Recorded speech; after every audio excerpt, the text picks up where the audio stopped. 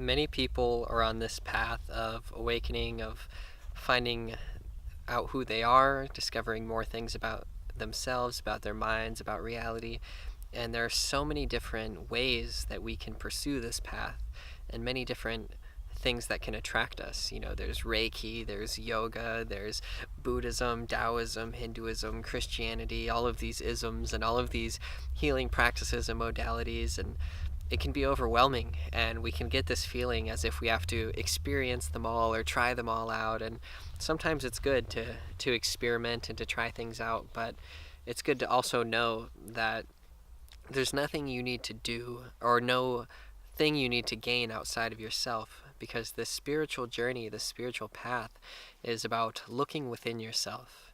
It's about understanding who you are, your true self, and freeing your mind from the conditioning, from the patterns and habits that have formed from our lack of awareness of ourselves, from being raised in this society with all of its illusions, all of its conditioning, and all of the beliefs and stories that exist in this society, things that aren't actually in harmony with the truth. So we've been raised in a culture that has a certain story. We're born into this story, and it becomes our story. We're raised in it, we're told the story by our family, and we take it on, and it becomes the personal story that we tell ourselves. It becomes the way that we relate to the world, the lens through which we view life.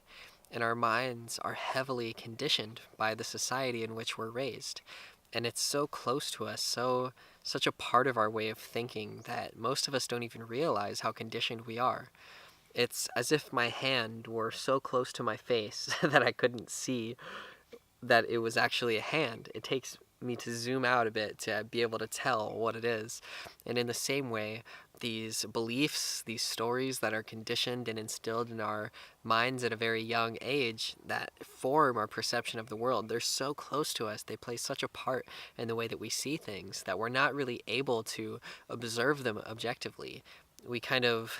They create this filter that we view things through and interpret life through. It becomes a part of our lens of perception until we are able to take a step back and really observe our minds, observe the way that we think, how we feel, how we react to certain situations, the way we judge things or prejudge things, our prejudice, or the many habits we have, the many stories, definitions, categories, all of this mental stuff that we have.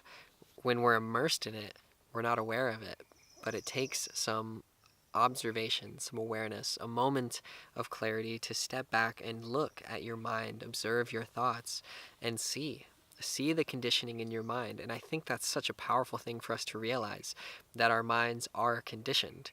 We are conditioned by media, by education, by our family, by the people around us, the music we listen to, the books we read, the movies we watch. Everything that comes into our awareness is conditioning us and influencing us in some way. And it helps to shape our perception of the world.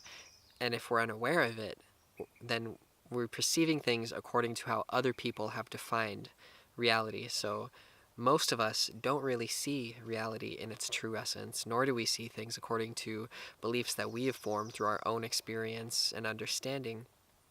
But we experience things according to what we've been taught about things. We have been told a certain story about life, and this becomes our own story. It's something that was given to us. It's not something we discovered based on our direct personal experience. And so this journey of awakening is looking at your conditioned mind, understanding the way that you have been conditioned and shaped to perceive reality, and then transforming your consciousness, shifting your perception to view things as they actually are.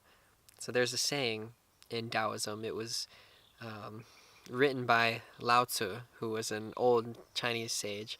He said that the man of knowledge learns something every day, but the man of Tao unlearns something every day.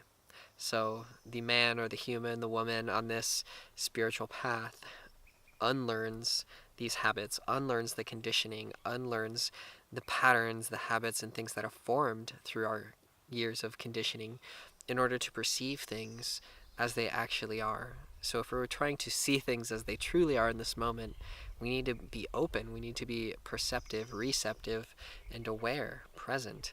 And if we're constantly filtering things or interpreting things through this filter of conditioned judgment and beliefs and stories, then we're never going to really be in harmony with life. We're always going to just be projecting our minds and our learned information onto this present experience. So, memory, knowledge, things that we've learned, these are of the past. They're things we've acquired over time. And the past can't help us understand the present, this moment now. If we want to truly experience this moment, we have to let go of the past, let go of our conditioned way of viewing things, and just be open. Have an attitude of not knowing, an attitude of beginner's mind, just being present, being here, being aware. And this can bring up a lot of fear for people, being in this present moment and not having some story or label or something to project onto it, not having some way to interpret it or intellectualize it, conceptualize it in some way, but just to be here with the bare, naked reality of life, to stand in that vulnerability and that awareness with what is. And when we have that direct intimacy and that openness, and we're not seeking to impose our beliefs or define it in a certain way, then we can really be in harmony with life. We can really be intimate with this mystery that is life, with all of the beings that share this moment now, of which we are not separate from. And when we connect to the present moment, when we're feeling that presence, it helps us to connect to our own true nature, the presence, the present awareness, that present beingness that is inseparable from this moment now. So trying to understand yourself through the mind, through that conditioning, through that accumulated knowledge and information, trying to intellectually grasp who you are and say, yes, this is who I am, and seeing it as some object, as something separate from you. There's no way you can understand yourself in that way. To understand yourself, you have to be yourself. You have to understand yourself as yourself. And that can only be done when we let go of the intellectual seeking, when we let go of trying to grasp at some definition of ourselves, and we allow ourselves to just be that undefinable, open presence that we are. So practice being aware in this moment, observing without evaluating, without judging, interpreting. Notice how the mind comes in, how this conditioning influences us. It comes in to try to label this experience, to judge it in some way, interpret it in some way. Notice how the mind does this, and constantly let it go. Surrender it to the indescribable, ever-changing truth of this moment now.